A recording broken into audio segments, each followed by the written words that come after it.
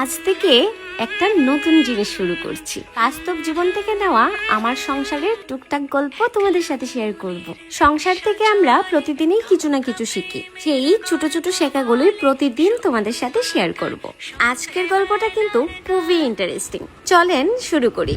একজন নারীর পক্ষে কোনো পুরুষকেই পরিবর্তন করা সম্ভব না, কিন্তু পুরুষ যদি আপনাকে ভালোবেসে থাকে তাহলে আপনার পছন্দের কাজটি তারও পছন্দের কাজ হয়ে যাবে। এটা কেন বলছি তাহলে শোনেন।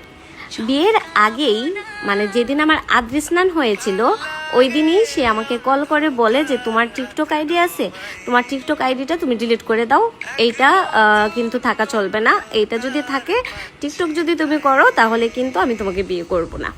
আমার তো তখন বেশ রাগ হলো, হয়তো বা মজার চলেই বলছে, কিন্তু কথাটা আমার খুব আত্মসম্মানে লাগছিল। আমি যে খুব বেশি টিকটক করা পছন্দ করি তা কিন্তু নয়। তো সেদিন কেন জানি না একদম বউ হয়ে উঠেছিলাম, ভাবলাম চাক তার যখন অপছন্দের এটা তাহলে আমি এটা ডিলিটই করে দিই। সেই থেকে কিন্তু আমার ফোনে কোনো টিকটক আইডি নেই, আমি টিকটক ইউজও করি না।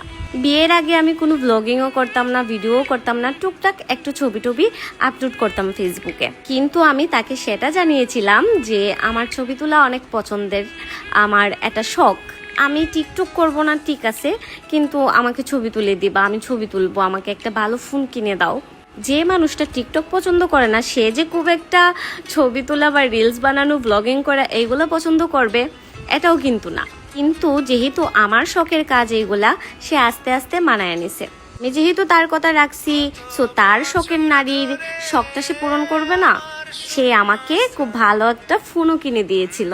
আস্তে আস্তে তার সাথে আমি ছবি তোলা শুরু করি, রিলস বানানো শুরু করি, বেশ কয়েকটা কাপল রিলস আমাদের ভাইরালও হয়েছিল। যেহেতু আমি ব্লগিং করি, কোথাও গেলে ভিডিও না করলে আমার খুব মন খারাপ লাগে, সেটাও সে এখন বুঝে। সে খুব ভালো ছবি তুলতে পারে না, কিন্তু আমাকে বেশ সাপোর্ট করে। কথা বলতে বলতে আজকে গোলাপি পার সাদা শাড়ি কেন পরলাম সেটা বলতেই ভুলে গেছি।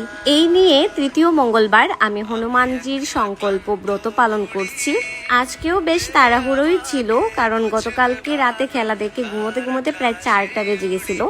কিন্তু না, আমাকে তো ব্লগ ভিডিও বানাতেই হবে, তাই বেশ কয়েকটা ভিডিও ক্লিপ নিয়ে রাখছিলাম। সকালে উঠেই তো আর শুধু স্নান করা নয়, ঘর মোছা, ঝাড়ু দেওয়া, দেন হচ্ছে স্নান করা, পুজো দেওয়া, তারপরে হচ্ছে আমার মন্দিরে যাওয়া। হনুমানজির ওইখানে পুজো দিতে দিতে শিব মন্দিরেও মোম আগরবাতি জ্বালালাম, তারপরে হচ্ছে জগন্নাথ মন্দিরে 2-3 ঘন্টা হবে আমি ঘুমাইছি।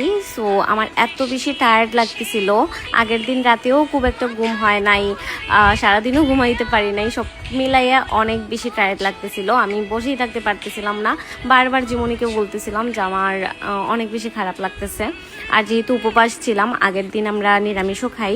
আর বড় কথা হইতেছে আজকে এত বেশি গরম আসিল, মানে ভাই রে ভাই অনেক গরম, আর প্রচুর মানুষ হয়েছিল আজকে, অনেক ভক্তবৃন্দ দেখতে পারতেছেন।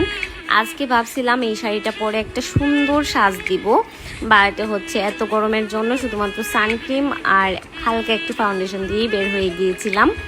অঞ্জলি শেষ করে আমরা প্রসাদ খেয়ে, আজকে আবার খিচুড়ির কোনো ফাংশন ছিল না, আর এত গরম ছিল যে আমি খিচুড়ি খেতেও পারতাম না আজকে। আমাদের বুক নিয়ে আমরা বের হয়ে যাচ্ছি, আর জীবনী বলতেছে তার চা খাওয়ার খুব ইচ্ছা করতেছে। সো আমরা লামাবাজার ফাতেমাতে গিয়ে বসে চা খেয়েছিলাম, আর যদিও আমি চাটা স্কিপ করছি, আমার একটু ইচ্ছা করতেছিল না। তো আজকের গল্পটা আপনাদের কেমন লাগলো, আর আগামী পর্বে আমি আরেকটা নতুন গল্প নিয়ে আসবো। সো সবাইকে টাটা।